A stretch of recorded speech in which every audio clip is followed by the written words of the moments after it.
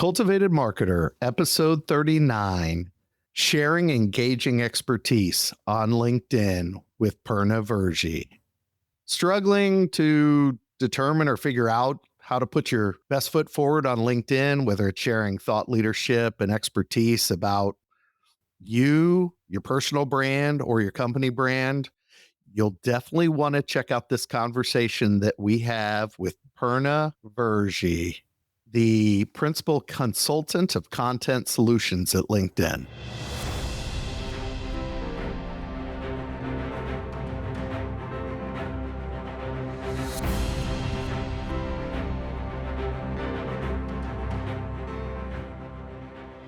All right, folks, this is the one I think that people, our listeners, are going to lock into this conversation, and they're probably going to listen to this on repeat, kind of the way my wife listens to music. She burns the heck out of one song. She falls in love with the song and then listens to it until it's dead. I have a feeling our listeners are probably going to listen to this conversation with Purna Virji from LinkedIn in the same way. Thoughts? Sounds like my wife in the Hallmark movies. Does she listen to this podcast? She might be bummed about that.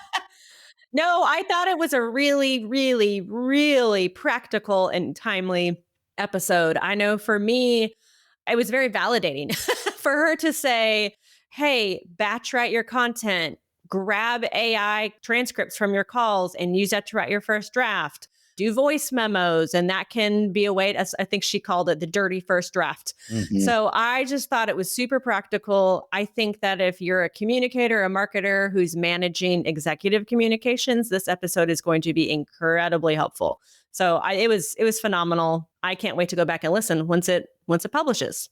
Yeah, because I certainly agree with Julie. And a couple of things I took were, number one, it was the epiphany that, and scrolling gets a bad rap these days, right? It's like, well, you're spending more time scrolling. What are you doing? But she reminded us that when you're scrolling LinkedIn, that truly, in many ways, is an investment in yourself because of the great job they're doing, vaulting value-added content to the top, right? And so it's like, oh, I can finally scroll without having to feel, bad about myself. It's like I'm doing something for me. So I'm glad she reminded, because LinkedIn, I think, has done a fantastic job of that. I just think the content is however it is behind whatever working. And we talk a little bit about the algorithm there, but it's really bringing, at least on my feed, the real value-added content to the top. And then the other thing I love that she said, of course, this is me and my role of talking with young folks who are soon going to be out in the job market, is just that understanding the core, that you have to stick to the core and really understand what makes good marketing, what makes good marketing strategy, especially in this day and age when, right, content creation is becoming more and more produced by AI, and we see it in the headlines every day. Our content creation jobs, particularly at that lower level, going to be around in 2, 3, 5 years. And so I loved what she said about there's no substitute for understanding marketing strategy and viewing yourself as a strategist first. So she was brilliant. Our winning streak, Brett and Julie, of having thought leaders that are truly punch way, way above, certainly above my weight, continues. And she absolutely was in that. Yeah, the thing that last point you made, not about punching above our weight, but the one about being a strategist, is the whole notion of integration. Is there are so many things that have transpired over the last 20 years where people have gone into the roles and it feels like the pendulum's swinging a little bit, where we've had guests on that are recruiters that are talking about working in areas of specialty. But it seems like there's this whole notion of you might work in an area of specialty. So I'm even thinking about my own son, but on some level, you still need to know what the widget you produce factors into the strategy and integrates with everything else. And that she talked about that in her relationship of SEO to PR to content marketing. And we're seeing a lot of that as a result of AI. Like AI is forcing some of this responsiveness and appreciation to points of integration to appreciate people that have other disciplines and what they do and why all these things have to work together. So that was something that really stuck out to me as part of the conversation. And then even from the foundation and course of marketing too, the other thing that stuck out to me was this whole notion of thinking about full funnel when you're thinking about your content for LinkedIn. It used to be that you could just put your product out there because there were so few people that were actually contributing content. And now you're having people contribute, more people are contributing content. So you really need to express your why, right? You need to express your why in relationship to what it means for your customer in their terms, not your terms, right? And that really stuck out to me, where it was this whole notion of full funnel and that whole, it's about you, it's not about me. Or as she said, we're not weeing all over the audience, right? Which That was loved. a good line. That was great. So yeah, it was great. Yeah, she talked about how followers will, just, again, which we've said forever, but to your point about what's happened with just the sheer volume, Brad, followers will come with high value content. And so, I know that that's just a good axiom to always keep in mind. Yep. Great episode. Yeah. And I don't know, Julie, the last point I might make too, and this may be something we talk about, and we definitely share this episode in some of the consulting circles, the consulting community that we're in together. I've seen a lot of panic around the lack of engagement or the lack of reach. And I think one of the things she pointed out, and I think this will maybe a soundbite we drop in there, it's don't panic about the number. Make sure you're reaching the right people, like the right people. If it's 10 people and they're 10 CEOs, I don't care if it's 1,000. If it's 10, it's 10. But if it's reaching the right people, that's wonderful to me. Because ultimately, I want to put money, the way most organizations and founders and C-suite think, they're concerned about, all this talk about putting things in terms of the audience is a mechanism to put money in their pocket. Let's be real about it. Right. And Purna talking about the ROI, if it's only 10 people reach, I'm fine as long as they're putting money in my pocket. Yeah. And in the nonprofit world, for an executive being on LinkedIn, what it's going to do is going to benefit the bottom line, the revenue of their organization. They need donors. They need to have their budget met. And so whether you're a nonprofit or for profit, it's an incredible platform to be on. And I'm so glad we had Purna to help us walk through really practical things we can do to be successful on it. Yeah, no, it was a fabulous conversation. I appreciate you both. So with that, enough of us, as much as we can provide you insight. The real insight's going to be coming from our conversation with Purna Virji. So with that, we'll leave you with our chat with Purna Virji.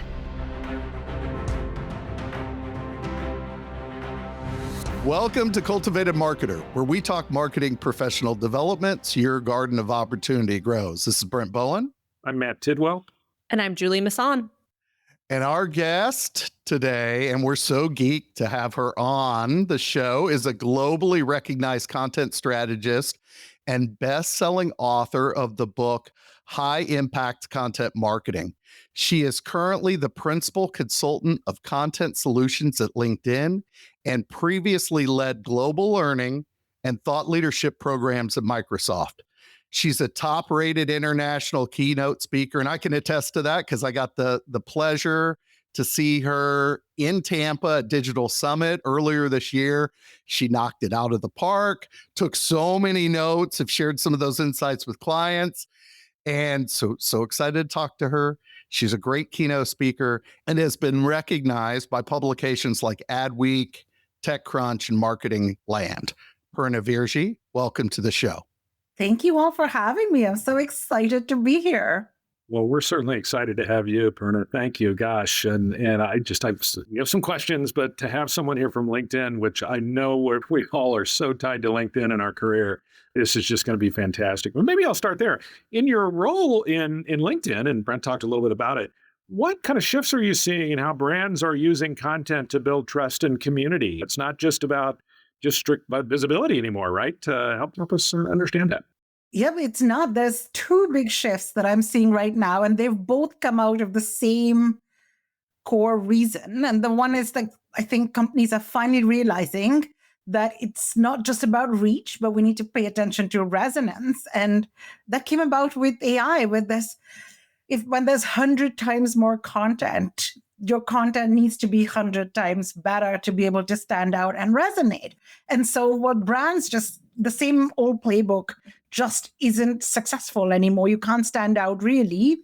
And so the two things that companies have been doing, or the successful companies have been doing, is one, tapping into their executives more. We're realizing how much like people relate to people more. Think of your own behavior. You're more likely to follow a person than a company brand page, right? It's just human nature. And what can't be faked in this age of AI and like same sea of sameness is people's personality, like your lived experiences, your lessons, like what you value, what you learn, what you share. So that has been incredibly powerful. So I can talk about more of that later. And then the second thing is really to do it as a full funnel. It's not enough just to go out there with an awareness or just go out there with just bottom funnel campaign, but we've got to really meet our customers or our target audiences where they are throughout their journey. Yeah, great. Thank you. Yeah, for sure. And yeah, it's funny. I mean, we see that everywhere, right? I mean, what resonates are those kind of baseline stories, reacting as a person instead of an organization, putting the focus on people. I'm certainly seeing that on a lot of my feeds. So thank you. Yeah, that's great. Yeah, I'm going to piggyback off of that. There is a lot of discussion. Brent was mentioning this earlier before the show. I know for me on LinkedIn, I am seeing a lot of people posting about the changes in the algorithm. And you see everything from people raging about the algorithm is now terrible, my posts don't get any reach, to the complete opposite end of that. So what advice would you give, especially for someone who is maybe managing communications at their job? And especially, I'm seeing this a lot too, where someone's getting tapped to help an executive build their executive's presence on LinkedIn. What advice would you give for them now based on what's happening with the LinkedIn algorithm? Well, one, I think there's a lot of positive change that's happening with the algorithm. It's just making the experience richer and better. Like at the end of the day, we see this across all the social media platforms. In the beginning, when there's only a few creators on the platform, it's just easier to get more reach because you're the only one there. But now, if we have way over 1 billion members on LinkedIn, so many of them are creating content every single day that yet there's just a lot more of it. And to stand out again when the floor has been lowered so much, like anyone can create content and everybody's doing it. So better quality content needs to stand out. And so the LinkedIn has been getting really good at calling out some of the spammy, low value content tactics. If you think things like engagement pods, right, where there's just a group of people that are like, you like my post, and trying to fake engagement, like that's getting caught out. It's going away. So you have some folks that would, if you think of LinkedIn even a few years ago, it would be those like low value, like really like a motivational quote or two all the time. And you would see all of that all the time. But now what it's really rewarding is the more meaningful conversation that's sparking dialogue, right? Think of LinkedIn like a party host, right? It rewards dialogue and not just monologue on the platform. So what they want to see is the engagement in the comments. Are you starting dialogue? Are you posting and are you responding to comments? So that is very helpful. Consistency has been helping a lot. And I'm not saying that means like every single day. You don't even need to do that anymore because posts are lasting even longer. Like 3 days a week is what I advise most founders and people to post. That's generally the cadence that I personally follow. So that I'm definitely drinking my own champagne, so to speak. So comments are helpful. And I know people say that for so long about, comment. But yes, it's putting the social in social media. But what it's also doing is just an advertisement for who you are and how you think. So when you can comment on somebody's post, you are exposed to their audience. And so how do you want to show up? Very often it's easy to take the shortcut, or you'll see this. We're like, oh, let me just have the AI write my comment for me. And let me just like splatter like 15 comments a day, and then I'll be great. And that it's not a value. Like it's the advertisement that you're putting out there for your brand and your reputation. So how do you want people to think about how you think? That's that. And then I'll give you one more point, which is video. Now you hear this everywhere, but video is LinkedIn's favorite child. At the moment, viewership has been up 36% year over year. And the best part, and it gets like twice as much engagement video than any other format. And so it's also really, really good to build your own brand, because people, when they read a text post, sure, they'll read it in their voice. But when they hear you speak, they hear your content and the way you speak with the right intonations. They get to know you and associate your sort of face and name into their memory. So these are just a few tips. I know it feels harder, and yes, maybe reach may be lower, but what LinkedIn is doing is that it's showing you to more relevant people. So even if you look at your post metrics, you'll see that you're reaching more of the people that you're trying to reach. So for example, a lot of the content that I post is meant for like the decision maker audience or like the C director and above very often. Like if I'm doing like especially a lot of the stuff on AI that I've been writing about. And if I look at my posts, and I'll see that more than 60% of my audience that reads my post is really like either like a C-suite or director plus or senior, which is a really awesome ideal audience. So that's cool to look at. And then high value content cuts through. So if it sees a lot of engagement, you will still get a lot of reach. But so anyway, that was a very long answer. I hope that's okay. No, it was great. I was sitting there thinking about, until you brought up champagne, I was sitting there thinking about LinkedIn being a replacement for the water cooler a little bit, like the office water cooler, like having some of these having more in-depth conversations with the comments coming back and forth. But now with the introduction of champagne, it sounds like some of this may be a punch party. So it sounds like it could be a punch party, or it could be mimosas with colleagues, or because that's been one of my concerns. Or the third one is too, like seeing the reach change. And this is something we would even talk about like with this show, with podcasting, because I'll have people say, well, if you're not getting thousands or hundreds of thousands of listeners and viewers, it's not a successful show. And I said, well, that's not true. Are you having the right people listen? Yeah. So in your point, if it's reach is, maybe you're only getting 100 reach, where before you used to get 1,000 reach. Well, if it's the right 100, right, to the key decision maker, it's having a cup of coffee with the C-suite, right? So sorry, I had to move away from champagne, but that's what it sounds like LinkedIn's moved to a little bit, if I'm recapping that. Yeah, no, that's absolutely accurate. It's like you want to reach the right people and have those right dialogues. And what I always say is that it is community over reach. Like if you can prioritize like building the community, building that sort of trusted audience from the people that you want to do that. And you still work to like build your followers, but that's going to happen organically if you post the right content. I think what many people forget is, what do LinkedIn members turn to the platform for? And LinkedIn's like different from other platforms when people come to the platform and they see their time on the platform as an investment in themselves. They see it as an investment in either professional growth, networking, or learning. Right? Whereas it's not killing time. I'm not sitting at the doctor's office waiting to be called and just like scrolling mindlessly. You're there for a purpose. And so the content that tends to resonate best tends to feed into what people come to the platform for. It's the help people think about something differently, help them showcase your perspective on breaking news that might come out in the industry, help them understand how to solve a problem that they might be struggling with or might not even realize that they have. It's such a great point. I was sitting here thinking, I'm on all the social media platforms. I'll be scrolling through Facebook or something, and after 5 minutes of doom scrolling, it's like, what the heck am I doing with my time? I never feel that way on LinkedIn. I always feel like, I loved how you put that. It's an investment, right? People look at it as more of an investment of their time, and the platforms are sort of very different in that way. I really hadn't thought about it that way, and that's cool. It is by far my favorite social media platform. And I almost hesitate to call it a social media platform because it is so different than the other ones, but it is social media. But to your point about commenting, for example, I have a really good, perfect example from this week. I am taking a break from posting new content on LinkedIn until after Thanksgiving, purely because I'm about to launch an online community for nonprofit communicators. And so I just told myself I had to focus on that.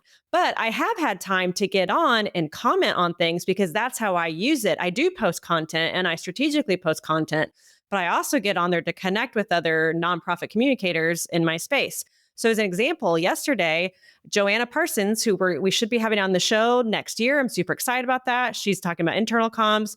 I don't even remember what her post was about, but I posted one comment about this mug, which you can't see, but it says comms, professionally annoying for the greater good. And all I did is I said, this is a gift that I give to members of my nonprofit comms club.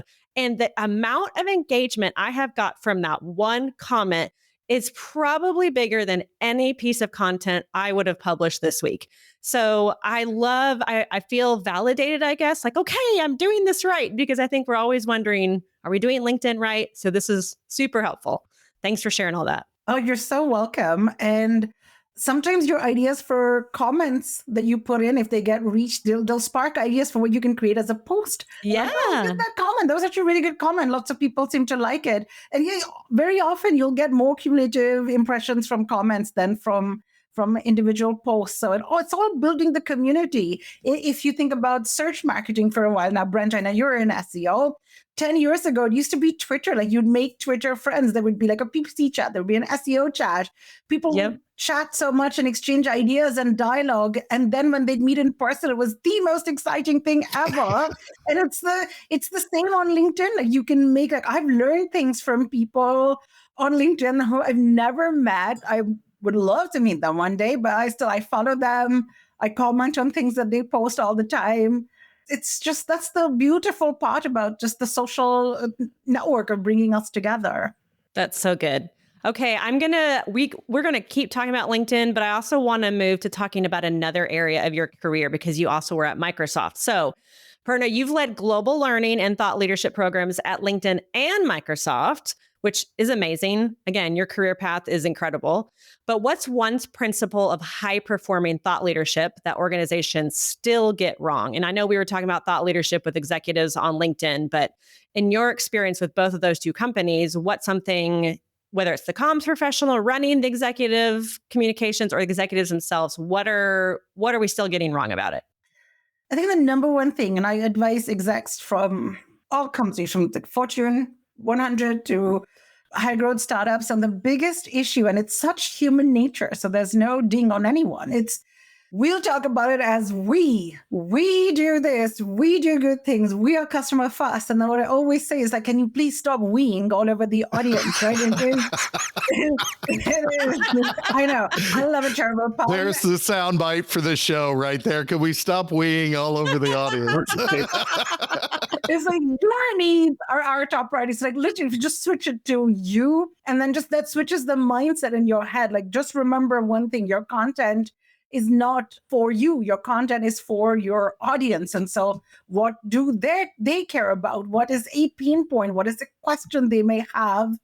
And it's not hard to find this out. In fact, if I was looking for a keyword, I'd just do a search for that keyword on LinkedIn, on Reddit, on Talk, and we'll see what people are coming out. What's the common buzz? And then, hey, I talk about it in their point of view. So if you just switch your thought leadership to sharing more about what the audience might want to hear, that's going to just change the game completely for you. Yeah, I'm thinking back, Matt's going to appreciate this, the Tracy Russo you attitude. So Tracy was an instructor and professor at the University of Kansas and taught comms, and she would always talk about the you attitude, put it in the position of the audience and what they want, that you. Yeah. It's not what I want to say, it's what you need to hear, right? It's what you need to hear, what you want. Yeah, what you want and need. Yep, that's exactly right. So Purna, that we talked about, and you shared, I saw this several weeks even before we talked. You published some thought leadership yourself around founder-led sales and marketing playbook. And we're going to include a link to that in the show notes. And it is, I think we could teach a master's course on this. I think it could take 3 to 6 to 9 hours to go through the entire thing. It's so rich in its content. But one of the things that really resonated with me, and you touched on it just a little bit, was how can founders authentically do this? There's a whole section in here around, maybe you can walk us through this, because I had coffee with one of my clients this morning, and the client actually invited the CEO. And we were talking about some of the work that they were doing and how could he better get involved. And I started talking about, well, how is he posting to LinkedIn? And then we started talking about what kind of construct he could put in place to where he's talking about, and you talked about this as well, not just bottom of funnel things, but their mission, why they exist, what people in the community need out of their services. It's not about what they're selling, but about what I do for you, the features and benefits for you.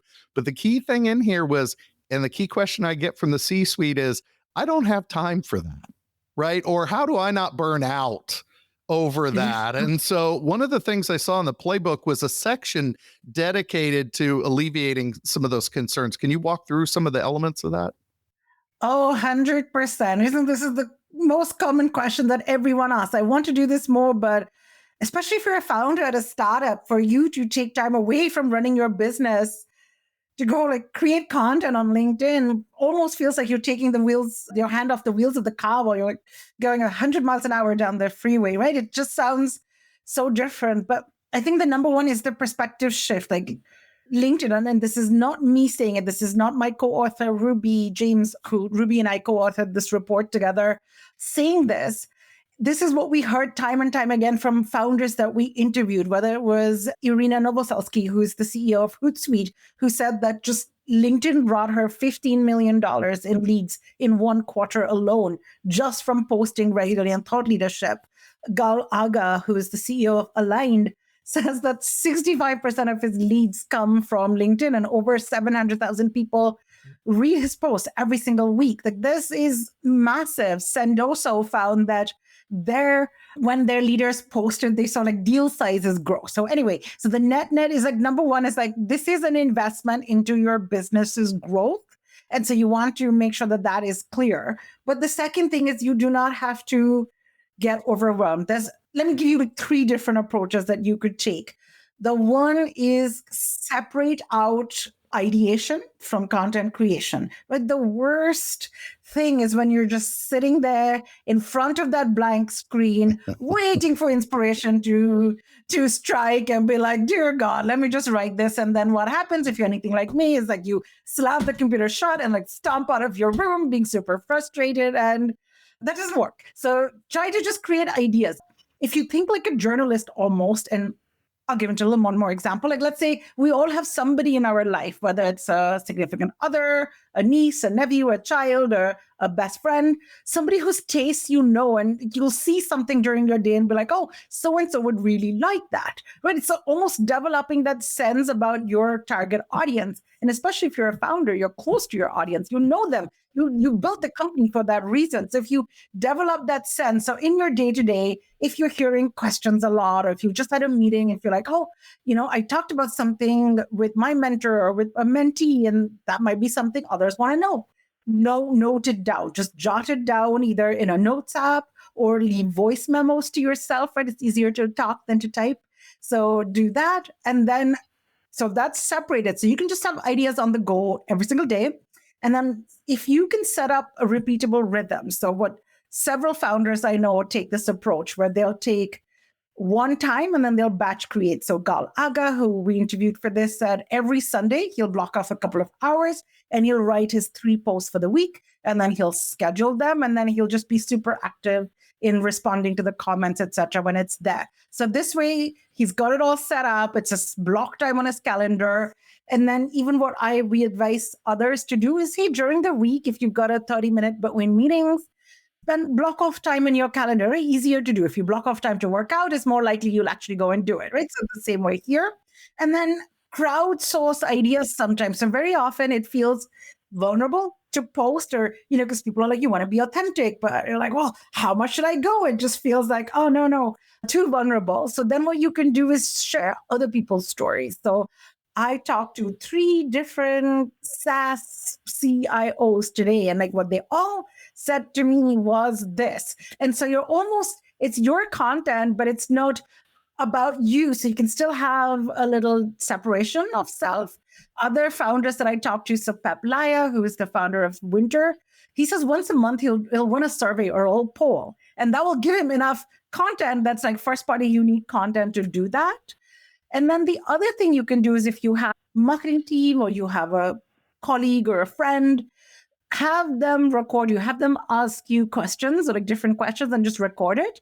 And then what you can do is plug in the transcript into AI and have it be like, well, knowing my ICP, my ideal customer profile, what elements from this could I bring out to do a post. So you see, you're not using AI to write for you. You're using AI as a thought partner to do. So here are just some tips to make it really, really easy. And so when I'm stuck personally as well, I'll just be like, well, I don't know what to post about, or let me just share like what happened during my week, or I'll read an article and then I'll just talk I'll do like voice to text into my notes app on my phone, nothing fancy. And I'll just be like, stream of thought, completely like nonsense. Sometimes it just, there's no perfect grammar, there's no perfect sentences. I'll just talk. And then I'll into my AI and be like, can you give me my ugly first draft of what I've said? Like this, I'm trying to reach XYZ audience. And then I'll have that, the dreaded ugly first draft that I can then go in and edit, and it's so much easier. So anyway. That's so great. Yeah, you answered so many questions we had prepped. I love this. I think those are excellent approaches for a founder. One, I particularly appreciate you leading with, even though we didn't ask it, around the ROI, that this is part of the cost of doing business anymore, particularly in, whether we're having mimosas with people, right? So as we're having them, it's part of the cost of doing business. And then two, providing some approaches for them to be able to do it in a structured way, and then be close to their ideal, like you said, ideal customer, right? Being able to allow time to respond. I think that's fabulous. Thanks, Purna. Oh, you're so welcome. We've talked content, guys, right? So let's talk. And we've talked to AI a couple times, and certainly that has an impact with content creation. We see it all the time. Certainly I'm seeing it with young students who are increasingly using AI to, shall we say, help them with writing assignments. It's probably a nice way to put it. But clearly it's reshaping content creation.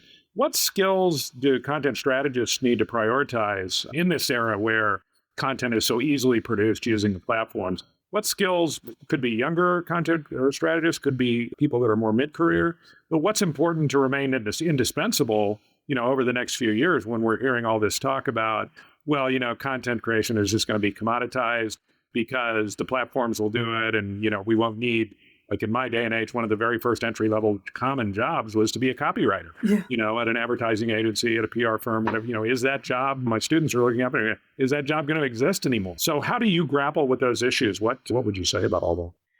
So we will still have jobs. I think AI will still be good. How I think about it is this way, like AI is awesome at executing. It's a great thought partner. It has its strengths, but AI doesn't have taste. AI doesn't understand what's excellent or what's not excellent. And it doesn't understand your audience super, super deeply. So maybe I can give you some cases on to answer the skills that I think they should have, and then some ways that you can use AI to empower you and make your life easier. The two skills, I think that's number one, there's two big things that as a human you should always know how to do. The first one, and this is regardless of how long you've been in marketing or how short you've been in marketing, is understand the core principles of marketing. Like this, they haven't changed since the time that we were Neanderthals roaming the planet, right? People are moved, surprise amplifies other emotions, good or bad. We like a deal. We are curious. Like, human nature hasn't changed. Like how we communicate, that has changed. But understand human nature and understand human marketing principles that have worked for years. One of my favorite books is by Claude Hopkins, and I'm blanking on the name, but it is published in 1923, and it is as relevant today as it was then. It understands people and approaches so well. Read it, do some research, just understand what's always worked. I always joke that every generation thinks they invented sex, and every generation of marketers thinks they've invented marketing. And that's not the case. Look back, what's always worked. We're like, oh, but we have the internet now. We can measure things. I'm like, well, how do you think direct response did A/B testing in the past before when it was radio commercials? Of course they did. It all existed. It's just the format has changed. So cannot stress it enough. Learn the fundamentals, and then you'll be just so much better equipped to know what's good, what's bad, what works across. And you'll see the dots that you can connect across different disciplines. Because the other bad thing now is that we're so siloed. You're like, oh, I sit on PPC Island or I sit on SEO Island, and there's no bridge between us. And I think with marketing, ultimately, we're all trying to reach the same set of customers. And so if you understand the dots, you'll connect them. And then the second thing is to learn to think like a journalist, to understand what people want. What are they interested in? How to attract people's attention? How to write something that can shape opinion or behavior? All of that is stuff that is still intrinsically human, and an AI can try to mimic it. But if you have it, you can use AI to a massive, massive advantage. Right? If, for example, if I want to understand my audience better, because again, my principle of content, like we talked about, was what's in it for me, for the audience. And so I can plug in a whole bunch of customer support tickets, a whole bunch of reviews that come in, a whole bunch of call logs from sales. I can input all of that into AI. And rather than waiting like weeks and weeks to like go through all of that content, I can get answers on some core themes, on some common sentences, common areas that have come up. But then AI transfers it back to me. And then I'll go and write. Like, I know the audience better. We can do that. So use AI to empower your work, but the end of it is still coming. And so often people are like, well, I'm so worried. And like, certainly are some jobs going to disappear? Like, I don't know, but there will also be what's guaranteed with every revolution, from every industrial revolution, has been new jobs get created. And so there will be newer jobs. We're already seeing like prompt engineers and all of that come out. But now there's people who are trained to sort of babysit AI agents to make sure that they're doing great. With agentic AI now, everyone's like, oh, the AI is really smart. But what's terrible is our data that we feed the agent, right? We all have 5 different files that are like, oh, this is like Purna's slide deck final. Then I have Purna slide deck, we're final. And I'm going like final V like 3000. And like, what's the poor AI going to know? You're like, oh, the agent is giving me outdated info. It's like, no, the poor agent was looking through like a million drafts. So you need people to take care of the data and make sure that the AI is strong. Yeah, well, and I love what you said about just really going back to the core principles and roles of marketing overall, and being understanding of those, and an emphasis on much of, certainly we're trying to do this with young people, is, and of course we've always said this, but now it's more important than ever, is that, the importance of developing as a strategist instead of just a tactician. Mm-hmm. That's never been more important, with, AI attacking some of those tactical roles that people just used to slide into at 23 years old. If you're 23 now, you better understand the importance of strategy. And that speaks to the core principles of marketing that we're talking about. So that's great. Thank you very much. Yeah. And those points of integration. Purna, early on, we had discussed your ability to communicate with your 19-year-old. And if you're describing dating as A/B testing, that may be the barrier. I'm just gonna offer that up. I'm gonna try that tonight with my son when I see him for dinner, just to describe dating as A/B testing and see how that goes over, probably like a lead balloon. So yeah. Sorry. Let us know how that goes. I told you off script. So well, this is just one of, I was just trying to think, like, what number issue would that be in terms of like getting him to like listen to me? I'm like, probably 8,000,000,003. So yeah. No, he's a great kid. Okay, Purna. So we should have started at the beginning. I would love to hear your whole career path, because you started as a journalist. If you could talk a little bit about that, but also, oh my word, you have really earned some remarkable accolades. So Adweek Young Influential, Search Personality of the Year, and more. So looking back on your career, and if you can just touch a little bit on where you started and the different careers you've had, different jobs you've had, what's one career decision that unlocked the biggest growth for you, and maybe the one that didn't feel obvious at the time?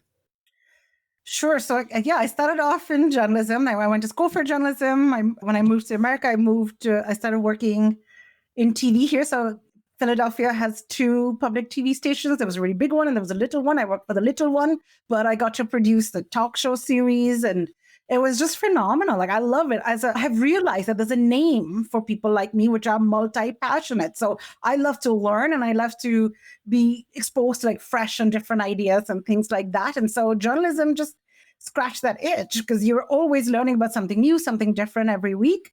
And then my son was born with health issues, and I realized like I couldn't keep the life of a TV producer is like not, it's like super long hours. You don't know your schedule. I just couldn't continue, and so like I crossed over to the dark side, as in journalism school we thought, and idealistic and young as we were, to traditional PR, and I'm like, fine, it pays better, it has better hours, and then I was working in PR. AOL, which was super big at the time. My friend worked in search marketing, and she was like, "Oh, you should do this thing called SEO and search marketing." And so, with all of the gumption of being like super young and the courage that you have only at that age, I marched up to my CEO at the time, and I'm like, "Boss, we should do this. Like, I'm not very busy with PR. I'm not getting that many billable hours. Like, what if we sold this?" And to his credit, he took faith on this, like, enthusiastic young girl, and was like, well, try it for us, and if it works, then maybe we'll look. So anyway, long story short, I started working agency side, founded that, and I think if I really love an idea, I'm very passionate about it. And so anyway, so I worked in search marketing for many, many years, working in-house agency side, and then I realized the thing I loved to do was teach and like share. I love to learn, and I love to share aha moments, and so I would do a lot of public speaking. And then that's how Microsoft found me, when they were like, hey, we're putting together this brand new team, which is sort of evangelist type, like customer education, customer engagement. Would you like to interview? And I'm like, yeah, yes, so sure, this would be awesome. And so I think at that time I was like, oh, let me go do that. But anyway, like going from startup world to like gigantic corporation was so terrifying. And at that time I was like, should I do this? But again, it's Microsoft. You don't say no. And best decision I ever made. Like 10 years later, I've been able to learn so much and grow. And, I'm at LinkedIn now, which is still part of Microsoft. I would say, I think one of the biggest things that I learned early on that was a hard lesson is sort of almost the only way to grow is when you lift others. And sometimes it's this thing when you work in a large matrix organization, you're like, wait, this is my area, or this is my area. And they're like, no, if we come together and if I add value, and it's one of those lessons that, when you're sort of younger and then you're so bullish, you're like, when I built this. And then I think it's more like, no, the rising tide will lift all ships. Like if you want to succeed, then the biggest thing you can do is go and help others succeed, even though they may feel like the competition or not, but it's really not. You can win competitors over into being allies and strengths. So I don't know, I don't know if that's the right answer you're looking for, but for me, I think what I really learned about that, and so perhaps that has helped with some of my success, because I don't look at it as like, how do I succeed? I'm like, well, I went through the school of hard knocks, because apparently that's the only way I learn. And so how do I avoid everyone from those knocks? And so I do a lot of mentoring. I do a lot of, especially for like women in tech. That's one of my big sectors that I can really focus on to empower women and underrepresented communities in tech. So I'll do a lot of mentoring within the Microsoft world, but also externally.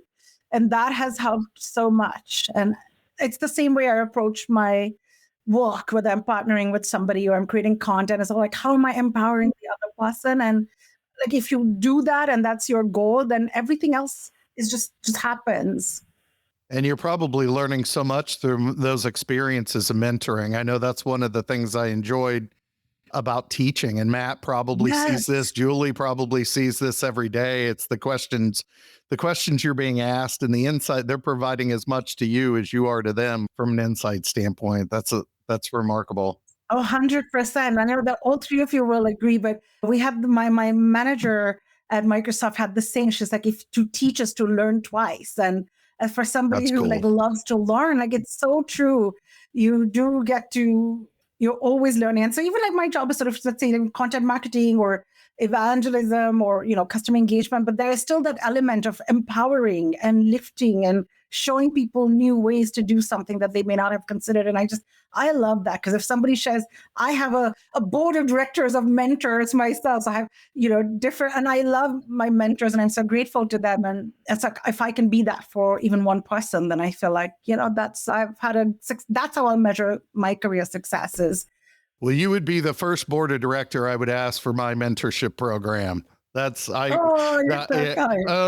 Once you said lift people up, I think that's one of my favorite behavior-based interview questions, is to ask somebody about a time when they had to negotiate something that they didn't necessarily benefit them, but they knew would benefit the greater good. or the larger organization or the larger mission, and would make maybe even their life uncomfortable, and to see how they would respond. So it sounds like you kind of live that, which is awesome. You know, we always ask guests, where's the best place to find you and how can we connect with you? But it's pretty obvious that if we want to connect with you, Yes. we should go to LinkedIn, find you on LinkedIn, correct? Find me on LinkedIn. I'm obsessively there all the time. And I'm not saying that because I've worked for the platform, but I've learned so much from LinkedIn as well. And I've connected to so many people. In fact, I got to connect with you all again because you all messaged me on LinkedIn. So it just goes to show how wonderful the platform is. So yes, hit me up. I'm on LinkedIn obsessively. So Purna, it was so fabulous to have you on. We truly enjoyed the conversation. We will share your link to find you on LinkedIn so our listeners can find you there, as well as the link to the playbook that we referenced around founder-led sales and marketing, as well as your book, High Impact Content Marketing. We've truly enjoyed having you on. Thanks for joining us today. Oh, thank you for having me on. What a wonderful conversation. Yes, indeed. Thank you, Purna. Thanks, Purna. Thank you all. If you found value in today's episode, check us out on our website, CultivatedMarketer.com. You'll also be able to subscribe to us, rate us, and leave us a comment on your favorite podcast platform, such as Apple Podcasts, Spotify, and Stitcher.